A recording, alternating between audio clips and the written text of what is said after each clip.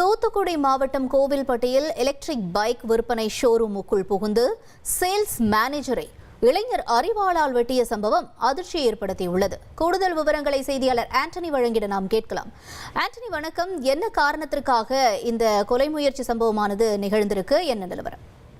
வணக்கம். அதாவது தூத்துக்குடி மாவட்டம் எட்டயபுரம் நெடுஞ்சாலையில எலக்ட்ரிக் ஷோரூம் பைக் விற்பனை நிலையம் உள்ளது.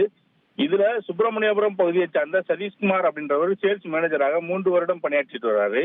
இந்நிலையில இவர் வழக்கம் போல அங்க பணியில ஈடுபட்டு இருக்கும் பொழுது அங்கு வந்த இளைஞர் அவரை அறிவாளால் தலை மற்றும் கை கால் பகுதியில வெட்டி விட்டு அங்கிருந்து தப்பிச்சு போறாரு. இது குறித்து கிழக்கு காவல் நிலைய போலீசார் சம்பவ இடத்திற்கு போய் உயிருக்கு போராடி கொண்டிருந்த இளைஞர் சதீஷ்குமாரை மீட்டு கோவில்பட்டி அரசு தலைமை மருத்துவமனையில சிகிச்சைக்காக அனுமதிக்கிறாங்க. முதல் கட்ட விசாரணையில ஷோரூம் சர்வீஸ் பிரிவுல கடந்த 1 வருடத்திற்கு முன்னாடி பணியில் சேர்ந்த இளம் பெண்ணோட அவருக்கு தொடர்பு இருப்பதாக கூறி அந்த பெண்ணோட கணவர் அங்க வந்து அறிவாளால் தாக்கியதாக கூறப்படுகிறது. மேலும் இது தொடர்பாக கிழக்கு காவல் நிலைய போலீசார் விசாரணை மேற்கொண்டு வர்றாங்க.